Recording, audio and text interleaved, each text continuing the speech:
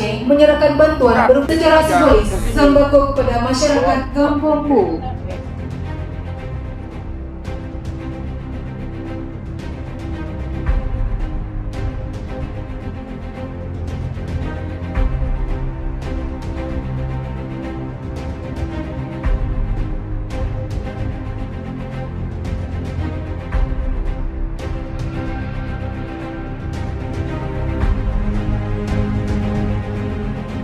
Yang saya hormati Kapolres PD Dindaku AKBP Jaka, yang saya hormati Ketua DPRK PD yang diwakili oleh Wakil Ketua, para pejabat utama yang hadir pada kesempatan ini, yang saya hormati Kadis Pangan atau yang diwakili, yang saya hormati kakak saya Kadis Pertanian dan Perkebunan Kak Jun.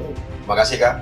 Saya mewakili Bapak Kapolda hadir pada acara hari ini terkait dengan panen perdana.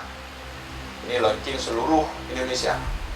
Untuk tingkat pusat, baru sama-sama kita saksikan tadi, dilaksanakan di Kabupaten Madiun. Kemudian untuk kita di Provinsi Aceh, Polda Aceh menetapkan karena dari 23 kabupaten kota, 23 Kapolres yang siap untuk melaksanakan panen hari ini sesuai dengan jadwalnya adalah di Kabupaten Pidi. Mudah-mudahan kegiatan hari ini mendapat berkah dari Allah Subhanahu wa Ta'ala.